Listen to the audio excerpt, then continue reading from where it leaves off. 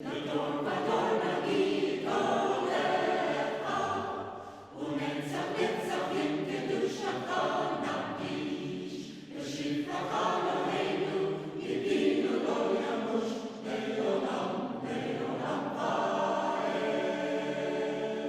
a prayer that we used to say. It's not really said anymore today, although you might recognize it. We say it actually as part of the Amidah. Baruch atah Adonai mechayeh hametim. Praised are you, God, who revives the dead.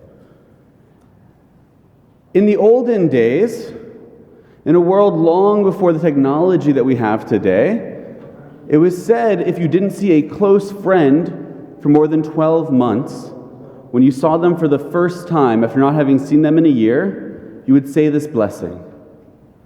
And it comes from a very strange world to what we live in today. A world where if you hadn't seen somebody in 12 months, you really didn't know if they were alive or dead. You had no real way of knowing. Somebody that went on a long journey, somebody that lived far away, you couldn't call them, you couldn't FaceTime them, you couldn't text them, email them. You didn't see what they were up to on social media. You didn't know that they were alive unless somebody from that town traveled to your town, or you traveled there and you saw that person. Today we don't say that prayer anymore because even if we haven't spoken to somebody or seen somebody in person, we've talked to them, we have news of them, there's no real doubt in our mind in general, if a person is alive or dead. Now, our Parsha this week is one of the most dramatic scenes in the whole book of Bereshit.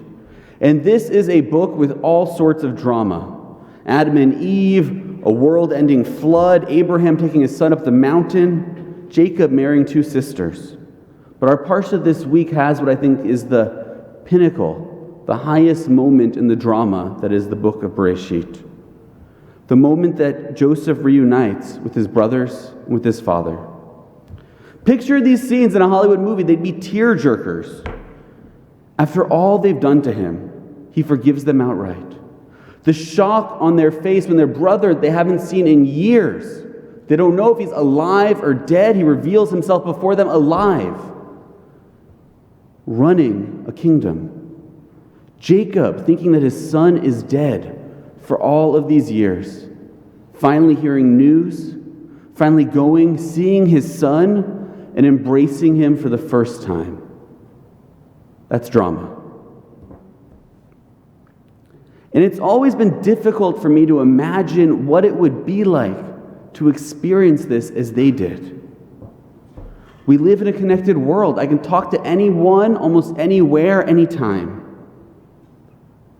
Yet this year, this Parsha feels particularly significant as I read it. If you're a regular here at services, you've probably noticed I've been away for a few Shabbatot. And if you don't know, I was in Los Angeles visiting my family. And it's by no means the same experience that Jacob, Joseph, and his brothers had. I feel different reading these verses this year, after seeing my family face to face for the first time in almost 2 years.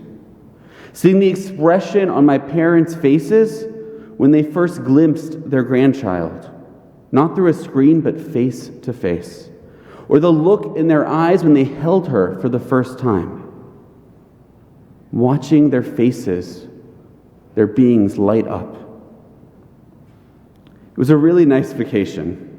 Not just because it was beach weather most of the time that we were there, but time and time again I had this experience of seeing friends, seeing family for the first time in years. Hugging my dad at the airport when he picked us up. Hugging my mom when I walked into the house. But the hugs didn't end there. On Shabbat, I hugged my childhood rabbi. I hugged a teacher of mine that's always been there for me with guidance and support when I went and visited my former school. I hugged one of my classmates when I watched her lead services as rabbi of her own synagogue in Los Angeles. And I hugged two of my best friends since childhood. All three of us have been married since we last saw each other, and two of us have kids. And I'll leave it there for now, but there were a lot of hugs that happened this vacation. And when I look back on this, I laugh. Because when I left Toronto, I was nervous even giving someone a handshake. I would sit here on the bima, someone would come up for an aliyah, and Rabbi Grover would shake their hand and offer them a yasher koach, and I'd awkwardly extend an elbow. And when I first went to LA, I wasn't so comfortable with it either. But people kept extending their hand to me, and eventually I shook one. Eventually somebody went out for a hug, and I went back, and I can't tell you how good it felt. Varchi Ruach Yaakov. Jacob, when he learned that his son was alive, the Torah tells us, his spirit was revived. That's how I felt. That's how it felt to be in a place where people touched again. Where people shook hands, where they talked face to face, without masks.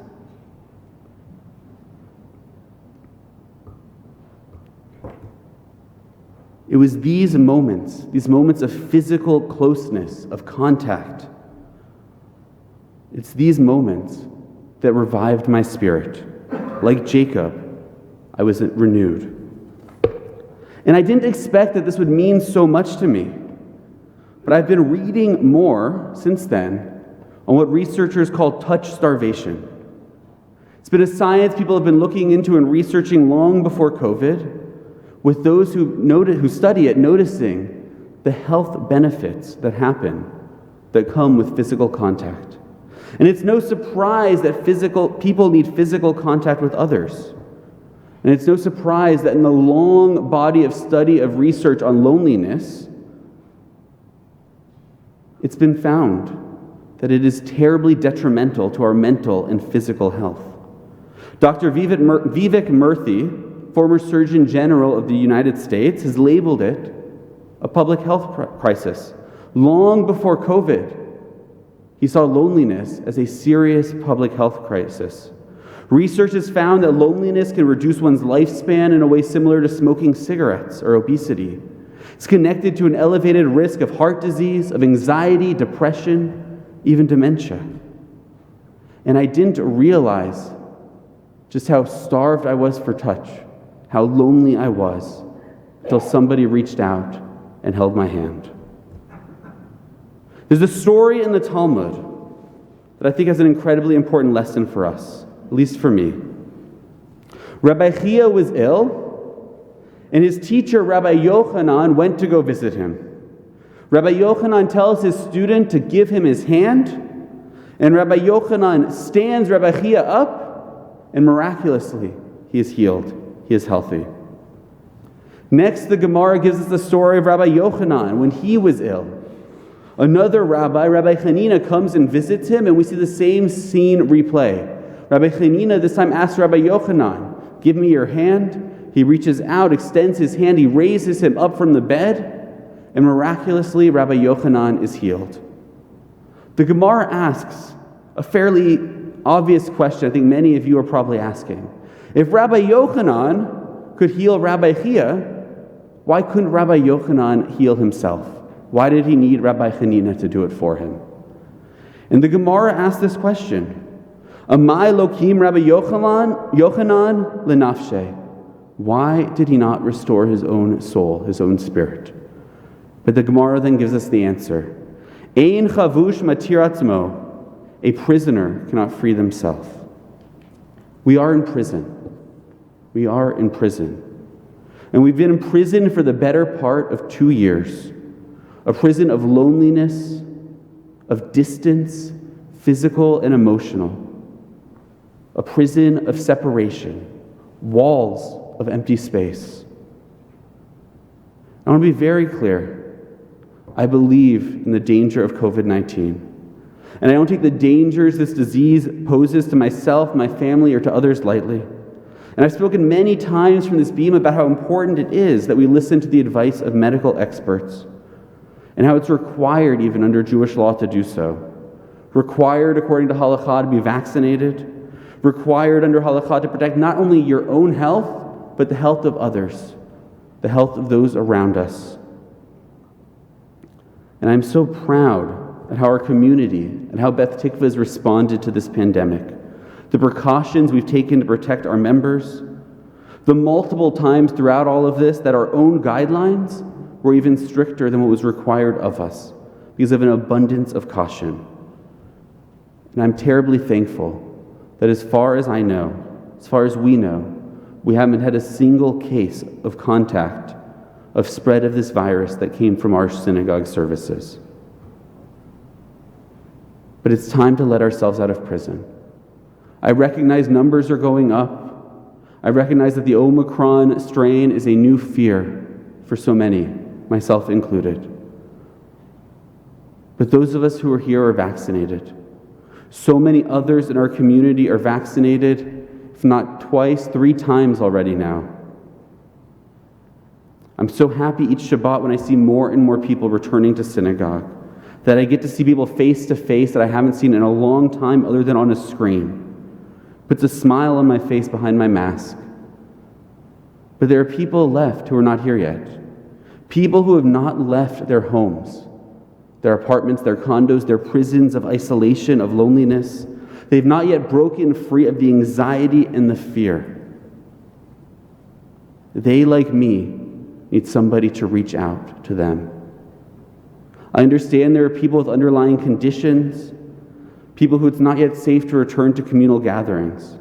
And I understand that thankfully it's a fairly large gathering we have here now on Shabbat mornings. So I want you to look around the room. I want you to look for the faces, the people you used to see here in person, the people you used to sit next to during services, the people you used to chat with during Kiddush, the people you used to wish a Shabbat Shalom or a Shavua Tov, a good week, when you saw them in the hallways and said goodbye. I want you to call them. I want you to invite them out of their homes, out for a cup of coffee. Invite them out for a walk. Ask if you can stop by and say hello. Ein chavush matir atzmo. A prisoner cannot free themselves. It's up to each of us to help to set each other free, to release one another from the bonds of loneliness, of distance.